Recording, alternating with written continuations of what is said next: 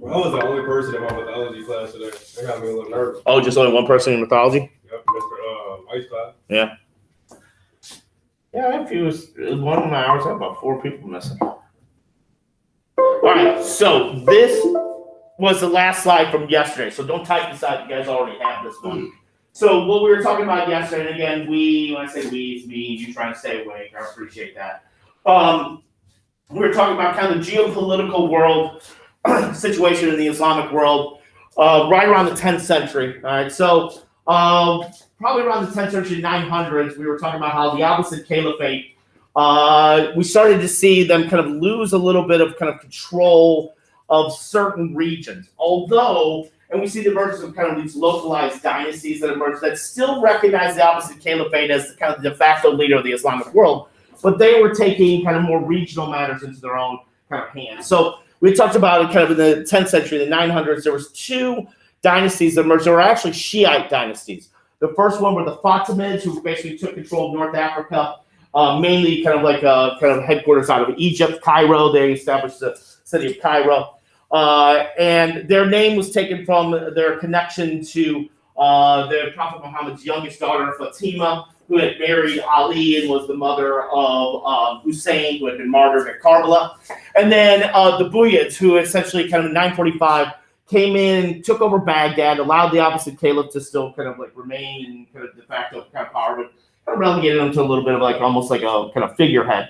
They kind of controlled kind of much of kind of like Iraq into Iran, where their kind of ancestral home was. And so they're later replaced about the kind of the 11th century, 10th and 11th century by 11th to 12th century, say, by Sunni kind of dynasties that emerged. One was the Seljuks, who the Abbasids had kind of initially used them as kind of like auxiliary forces and as a counterweight against the Buyids. We're going to talk about them when we talk about the Crusades. They're going to be the ones who are going to control of Jerusalem at the time of the First Crusade. And then the Ayyubids in Egypt, who replaced the Fatimids. They were founded by a guy named Saladin. All right, and we'll talk about Saladin. He's the one who retakes Jerusalem from the Crusaders and maintains it during the what they call the King's Crusade, the Third Crusade. All right, and so then we had talked about kind of the end of the Abbasid Caliphate. Usually it's 1258. That's when the Mongols came through and destroyed Baghdad, the capital there, and destroyed the House of Wisdom and stuff like that. So we're kind of talking about like kind of like the geopolitical world at the time. And then I was talking about why they refer to as the Islamic Age, Golden Age, is usually because of the kind of cultural contributions that were made by Muslims at this time, Muslim scholars. This is the more advanced part of the world at the time, right? And we're talking about like the 8th, 9th century and such, because Europe and Western Europe is in the Middle Ages, all right? They're in the Dark Ages, I should say, all right? So we had talked about how like there was a sizable cities, like numbers in the hundreds of thousands, places like Baghdad, Cairo, but also Cordoba in Spain, Toledo, places like that. And then we start to like talk about the institutions like madrasas, and then the first chemistry labs emerged, particularly in Persia and Baghdad, places like that. Now, chemistry comes out of essentially what we refer to as alchemy, which was that idea of trying to turn like kind of ordinary metals into gold. And you'll see the word alchemist, you'll see the word chemist right in there. The word alcohol we get comes from that process. We're kind of distilling, kind of separating compounds. The Arabic word was alcohol. All right. So what I want to talk about today are specific kind of like scholars that make contributions that are not just like inherent to the Islamic world, but are going to make a contribution for Europeans. All right, later. And so there's a matching section on them. Now, a lot of these guys with their names, they tend to be Latinized, meaning they kind of get shortened and they kind of get kind of phonetically kind of spelled out. So the first one of significance I want to talk about is a guy whose real name was Harum al-Hazem, whose Latinized name is essentially Al-Hazan. All right. Now, Al-Hazan is going to write a kind of and these guys are polymaths. Polymath is a term for somebody who is well versed into multiple disciplines. So, like Al-Hazan is most famous for the work of optics, the eye. He wrote a book called the Book of Optics, which became the first real comprehensive study on how the eye works. Like he was the one who kind of like developed the concept that vision actually starts in the brain, all right, and illustrated how the workings of the eye. But he also deals with like mathematics, also deals with philosophy, theology. These are guys that we would later refer to as Renaissance men. like Da Vinci or Michelangelo to a certain extent. These are guys that are kind of like, and they're going to harken back to kind of like Aristotle, harken back to like people like Galen and Euclid and stuff. So what it says here is like he's kind of one of the first proponents of what we call the scientific method. That comes from studying Aristotle. And the idea with the scientific method, you guys know what the scientific method is, right? Have you heard of that before? What's the scientific method? The idea where you basically, I have a theory, right? What do you call that? I have a hypothesis. Oh. Right. And so I test it out, and I tested out a large, like, kind of controlled group and stuff like that. And then I come to my conclusion. All right. And so that's what Alhazen was kind of, and this was something that has its origins with Aristotle. It's not until later when we get Francis Bacon, who basically comes up with that term, the scientific method. All right. But this is, again, like comparing to what's going on in Western Europe. In Western Europe, they're dealing with like superstition and stuff like that. All right. So that's why a lot of times they kind of refer to it. Sometimes they refer to him as like kind of like one of the early proponents of the scientific method. There's an image of Alhazen. All right. This is from his book of Optics, which kind of is one of the first illustrations on the inner workings of the eyes. And you kind of see his notes there. Now, he is actually going to be influenced, and he primarily kind of like was in like kind of like North Africa and that. He's going to be influenced by a guy that his Latinized name is Rhazes, who's going to write over like, they're treatises on medicine. They're kind of like what we today kind of like journals, right? We would call medical journals to a certain extent. And so he had everything, like he was actually one of the first ones that, like, like Alhazen used this concept where like kind of like light reflects off the eyeball, right? And he just kind of added on to it. But he like kind of diagnosed things like smallpox, chickenpox, meningitis, stuff like that. And then also he kind of focused on the fact that like treating adults and children isn't always the same. So a lot of times they often refer to him as the father of pediatrics, understanding that children have different needs when it comes to certain medical conditions. Also, he dealt with chemistry as well. Like it's believed that he may have been the first person to discover sulfuric acid, all right, ethanol and stuff like that. So he's a prime example of a polymath, dealing with mathematics, dealing with medicine, dealing with science, all that type of stuff, all right? And his main focus was like kind of like like he was born in Basra in Iraq, so like kind of Baghdad, Persia, and that area, if you will. But he was a great influence on Alhazen, all right? And there's an image of him there. And then a guy that's going to take that information from Alhazen and Rhazes and compile a lot of that information, then kind of discover new things, is Ibn Sina, who sometimes is Latinized as Avicenna. All right, he is going to write, a 5-volume book called The Canon of Medicine, which, when it makes its way to Europe, becomes a standard text for anybody dealing with medical science up until about the 18th century. All right, now you got to keep in mind what some of the things that basically like Avicenna was advocating for, like the nature of contagious diseases. Like what we're doing right now when it comes to COVID, that idea of basically kind of like isolating ourselves or quarantining, Avicenna was advocating for that. With certain diseases, you need to basically kind of separate yourself, like to try to prevent more kind of like contagious contagion and stuff like that. All right. So in Europe at this time, like when Avicenna is writing was writing this text here, there are like a lot of doctors are often referred to as barbers in certain cases. And there's a big thing on bloodletting. You guys know what that is? You ever heard that?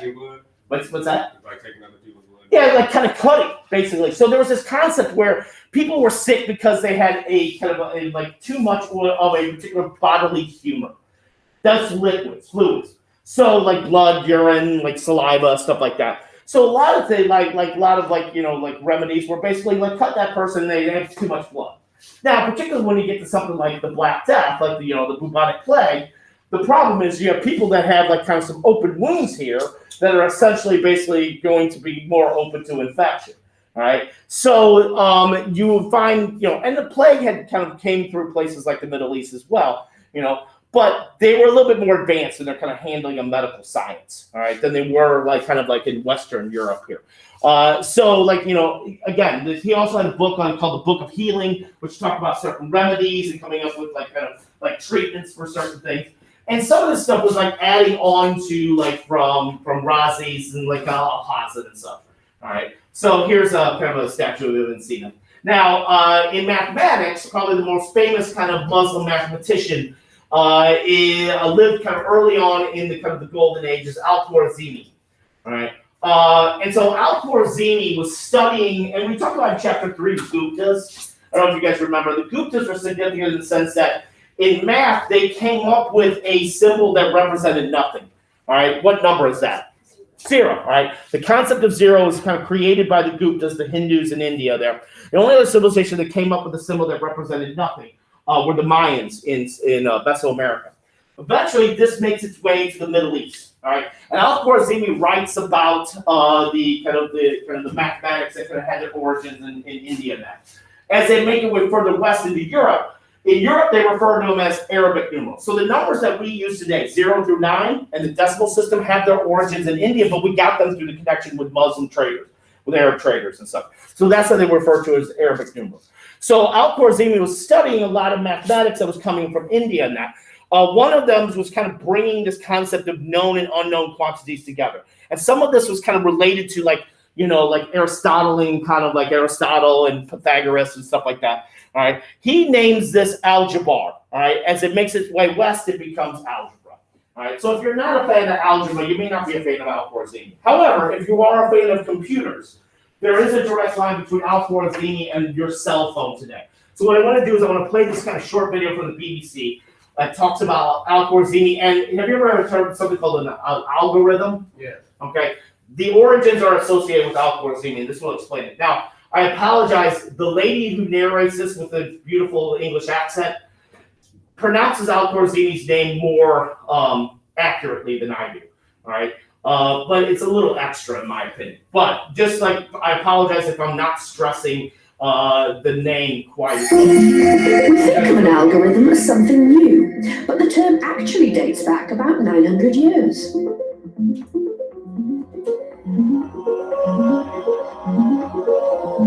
The word algorithm comes from the name of a Persian mathematical genius, Muhammad ibn Musa al-Khwarizmi. He was born around 780 AD in a region now known as Uzbekistan. His name suggests he came from Khwarizma. Known as al-Khwarizmi, he was director in the House of Wisdom, an intellectual center for scholars in 9th century Baghdad. He made innovative contributions to mathematics, astronomy, geography, and cartography, and wrote an influential book called Concerning the Hindu Art of Reckoning. 300 years later, the book was rediscovered and translated into Latin. It introduced Hindu Arabic numerals to the West, which eventually replaced the unwieldy Roman ones. The Hindu Arabic number system, along with the decimal point, both described by Al-Khwarizmi in his book, are the basis of the numbers we use throughout the world today. Al-Khwarizmi's name, when Latinized in the title of the book, became algorithmi, and this is the origin of the word algorithm. We also have Al-Khwarizmi to thank for the word algebra, which comes from another of his works. His books revolutionized mathematics in the West, showing how complex problems could be broken down into simpler parts and solved. In medieval Latin, algorithmus simply meant the decimal number system. By the 13th century, it had become an English word and was used, for example, by Chaucer. But it wasn't until the late 19th century that algorithm came to mean a set of step-by-step rules for solving a problem. In the early part of the 20th century, Alan Turing, the British mathematician and computer scientist, worked out how, in theory, a machine could follow algorithmic instructions and solve complex mathematics. This was the birth of the computer age. During World War II, he built a machine called the bomb, which used algorithms to crack the Enigma code. Today, algorithm is a fairly common term, even if sometimes we're not exactly sure what an algorithm does. Algorithms are everywhere now, helping us to get from A to B, driving internet searches, making recommendations of things for us to buy, watch or share, and predicting how we vote or who we fall in love with. This little word that originated in medieval Persia is gradually transforming our lives. Right. And so, like I said, you can really kind of like make a direct line between Al-Khwarizmi and his study of mathematics to computers, because the introduction to the West of binary numbers, like zeros and ones, that is the basis for computer science, right? And so like in an algorithm, it usually finds patterns. So have you ever like been online, like, I don't know, like where you're like kind of like looking on like you're looking shopping and something, and then everything comes up as like, I was looking for that. They keep track of that, like what you're buying and stuff like that. That's all algorithms, right? So then like, you know, stuff that kind of like appears if you're on like, I don't know if you like if you're on like whatever social media site you're on and you're like, hey, I was thinking about this, and it shows up. That has that kind of association with that. So Al-Khwarizmi, like I said, also deals not just with like kind of algebra and something but calculus, physics, and stuff. What he's holding in his hand right there, this is a statue of him in Iran, is something, a mathematical instrument referred to as an astrolabe. All right, an astrolabe was essentially kind of mixing math and astronomy, like kind of like constant stars and constellations. Developed in the Islamic world, that was the kind of like the main thing used for navigation until the popularization of the magnetic compass, which has its origins in China. All right, and so this was, you could almost argue, is kind of like a computer, like to a certain extent, like the earliest version of a computer to a certain degree. It was, again, like this is one of the reasons why Islam is able to spread to places like Indonesia, Southeast Asia, all right, through navigation and such. So this is an example of an astrolabe that dates back to the 11th century, the 1000s, if you will. Like I said, it's a very kind of intricate kind of tool that the use of kind of mathematics and geometry and astronomy there. All right. This guy is a little bit more closer to my heart. This is Ibn Khaldun.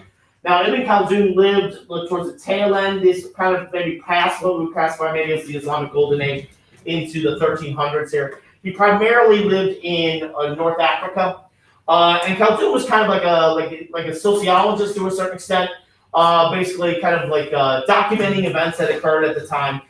He wrote his own like biography and stuff, but he used like certain like events as touchstones within his biography that people could look back on and kind of focus on. He wrote and kind of analyzed about civilizations like the Greeks and the Romans and even closer the Abbasids, and he kind of came up with this concept. Pardon the interruption. For our students who participate in school athletics activities and any tutoring after school, those events are canceled due to the weather this afternoon. So please be safe on the roads as you go home. But once again, there will be no school athletics activities or tutoring. You few students who are on the student advisory committee meeting, I'll make an announcement before the close of the school day on what we'll be doing with regard to that. So once again, school athletics activities and tutoring canceled after school today. Thank you. So you ever heard that concept like history repeats itself? You ever heard that concept? Khaldun was one of the earliest proponents of that. All right, what he argued was that civilizations go through cycles. All right, that there's certain things that certain like traits that you could like kind of look at and see how like they kind of rise and fall. All right. Also, too, he kind of studied with there's a focus on economics, and ironically, there's something that he kind of came up with that is part of like the Republican Party's like economic kind of ideology. All right, you guys, I don't know if you guys are getting on economics. You ever heard of something called supply side economics? Sometimes they're referred to as trickle down economics. So there was a guy named Arthur Leffler. All right, he kind of created this, and they refer to it as the Leffler curve, and he gets that directly from Ibn Khaldun. So according to like kind of the Leffler curve, according to supply side economics, is that if you cut taxes for the people at the top, your Jeff Bezos, your people that are really wealthy, is that they're going to take that money that they don't pay in taxes and they'll invest it in like industries or jobs and stuff like that. So it'll trickle down to the rest of us. All right, a rising tide lifts all boats. Since the 1980s, that has, since probably the presidency of Ronald Reagan, that has been the kind of like standard Republican kind of economic ideology. Leffler, who came up with that, directly cites Ibn Khaldun in a number of his essays. He was a professor in that. And so what Khaldun was basically stating, though, is that civilizations, when it comes to taxation, there's a curve. There's a certain point where if they tax their citizenry to a certain point, if they go past that curve, they come on the other end of the trajectory, that you start to see patterns of like civilizations declining. All right, and that you can look back to the Roman Empire, you look back to like kind of the Abbasids and stuff like that. All right, so it's a little bit of like kind of translated a little bit differently, but Leffler literally like kind of quoted Ibn Khaldun. The irony is that I think like a number of people who are big proponents of that, people like Rand Paul or Ted Cruz, would probably be surprised that the kind of ideology that they advocate for has its origins with a Muslim scholar, I think. But that's something that still has like kind of ramifications today. All right, and so this is a statue of Khaldun in Tunisia.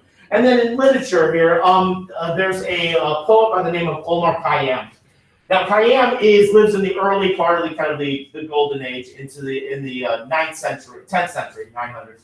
And he was a polymath as well. He studied, dealt with theology and literature and stuff like that. But he's famous in the West for a poem referred to as the Rubaiyat. This poem, the Rubaiyat, and you guys do poetry units in English class? Yeah. Do you guys talk about quatrains? You guys ever talk about that? A quatrain is essentially, it's basically a kind of stanza in a poem. It's usually 4 lines. That is a Rubaiyat. That's in Arabic. That means quatrain. All right, and so there was a guy in the 19th century, in the 1800s, named Edward Fitzgerald, who translated Omar Khayyam's Rubaiyat, and it caught on in England. It became pretty popular. All right, basically the overall arching theme here, and Khayyam was a Sufi Muslim, which were a little bit more kind of like mystical and a little liberal, is enjoy things. All right, enjoyment of like material things is okay. All right. And there's talk about how enjoying things that you have. And then like there's one stanza in there that was particularly popular about the joy of drinking wine, which you don't find like in many cases Muslims drinking alcohol in that sense, although Sufis were a little bit more liberal. Some people would analyze and say it's very like kind of based on Epicureanism, which we talked about with that Greek philosophy that became popular in Rome about just enjoying yourself to a certain extent. And there's also the wordplay is very Shakespearean, so a lot of people in England can gain like kind of fascinated by it. And it's translated into multiple different languages, right? And so that's, and again, on the kind of the test, you're gonna have a section where you're gonna match up individuals here. Now, kind of moving away from individuals to kind of like more specific kind of like artistic kind of like movements and such. When talking about Islamic art and architecture, you have to mention something dealing with what we call arabesque, which is a style that infuses, again, mathematics plays a big role in there, lots of geometrical shapes. This has a relation to the fact that, remember, in mosques, in the places of worship, you're not supposed to have images of people or animals because that puts them on the same plane with Allah. So we start to see that very much the kind of like these intricate kind of designs start to emerge. All right, that if you look at a Persian rug, if you happen to have a Persian rug at home, you'll probably see some of these. I'm going to show you this video that kind of talks about that. And then calligraphy, which I touched upon a little bit when I showed you that image of the kind of the word Allah in Arabic. I was talking about the Nike kind of air shoe and stuff like that. Calligraphy isn't just strictly within kind of the Islamic civilization. You have that tradition in East Asia and stuff. But you see in like mosques or other kind of buildings and stuff, these are kind of like kind of intricate parts of their kind of art and their architecture. I'm going to play this TED video that talks about the kind of the use of geometry in Islamic design.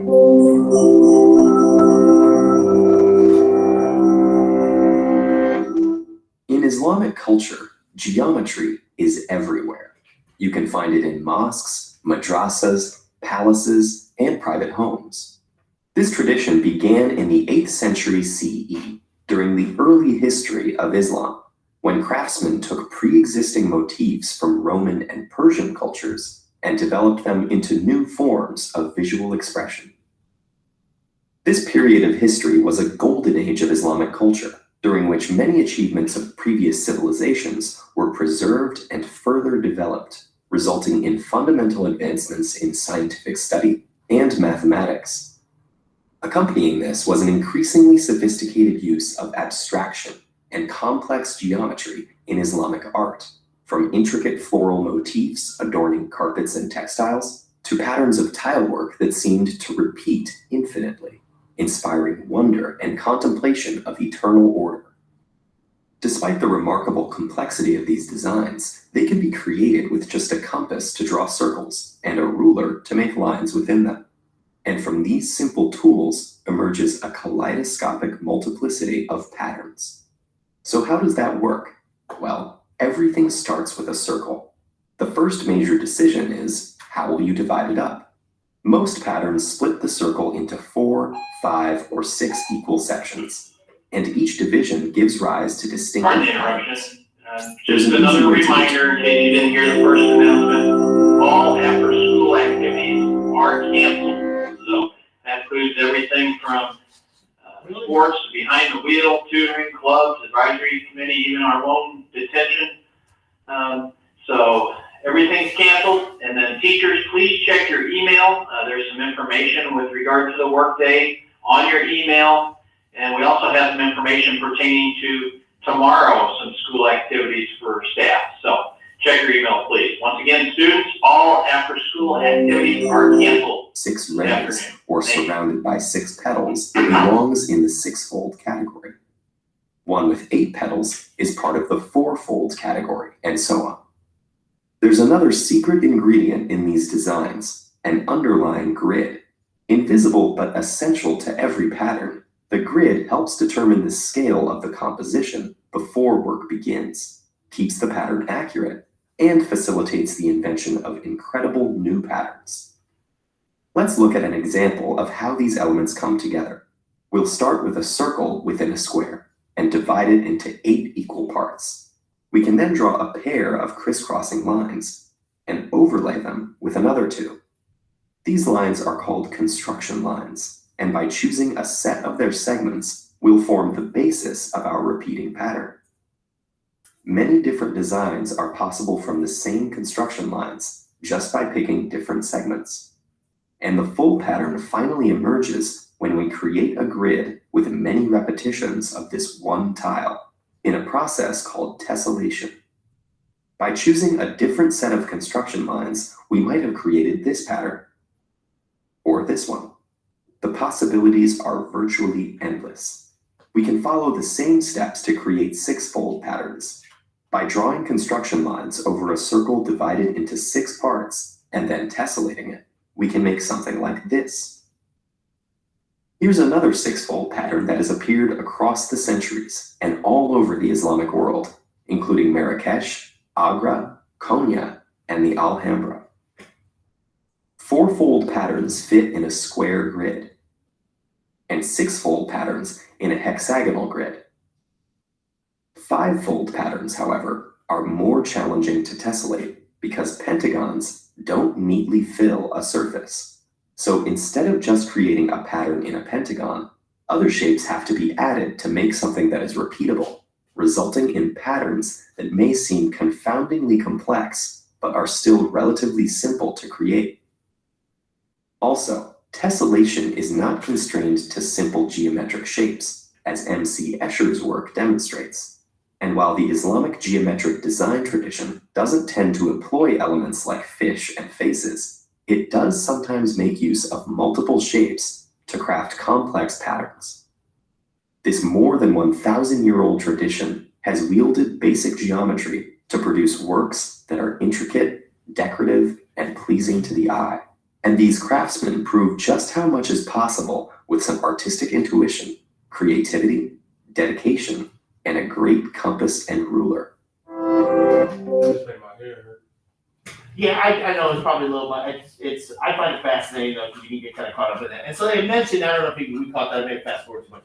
A prime example is that this in Spain, there's this place called the Alhambra, which is in Granada. It served as the kind of royal palace for the Moors there from the 12th century up until about 1492, right? And so I was there in 2002, and you just like walk around, it's just like so much stuff going on with that. There's a lot of like gardens and stuff like that. And so like this is from the Alhambra, you can see kind of like you see like the circles, and triangles, and it almost looks like kind of like as it's kind of carved there, it's almost like melting to a certain extent.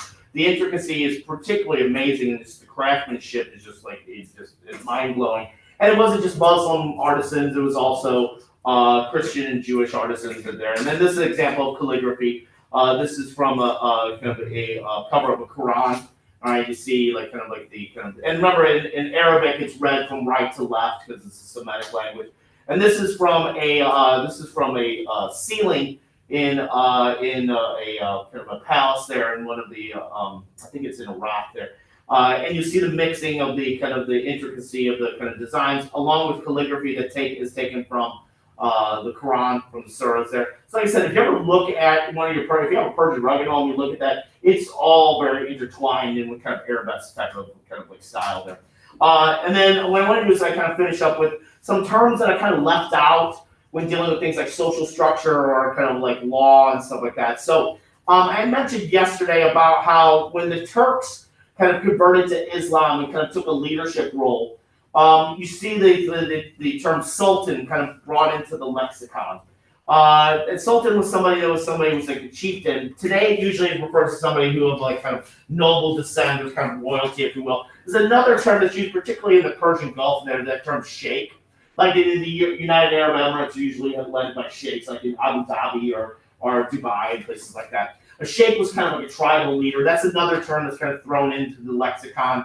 A little bit more kind of like limited to kind of Persian Gulf area there. And then a lot of like social structure emerged out initially in the kind of origin as the kind of religion was leaving Arabia, out of Bedouin culture. And Bedouin is simply like nomad.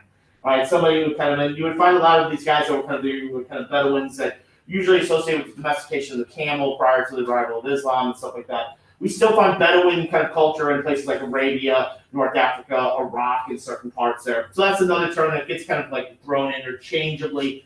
And then when I was talking about the Quran, I was talking about an ancillary text called the Hadith, which were the kind of collection of sayings attributed to the Prophet Muhammad. In certain parts of the Islamic world, like Iran, Saudi Arabia, Afghanistan, they become the basis of what they refer to as Sharia law, the legal code in some of these places, which also has an interpretation of religious scholars and how they interpret these kind of texts. In the West, this has become kind of one of these terms that has given people some anxiety, right? That's like I was talking about jihad. Like 10 years ago, the state of Oklahoma was having they had a law that was passed that stated no law in Oklahoma could reflect any aspect of Sharia law. Nobody in Oklahoma was trying to implement Sharia law. All right, like it was like some years ago. There was this rumor that in Dearborn, Michigan, which Dearborn, Michigan has a sizable Iraqi population that dates back to the 1960s. And there's a Muslim population there. And that the Dearborn, Michigan was basically being ruled by Sharia law. Every like racist baby boomer that was on my basically Facebook feed believed everything about that. A simple Google search would indicate that it's not true. All right. So people get kind of weird. But Sharia law in certain places like Saudi Arabia, Iran, can be very conservative. ISIS had their own interpretation of Sharia law, which was very, very, very, very violent. All right. So that does exist, but it's not uniform across the world. Yeah.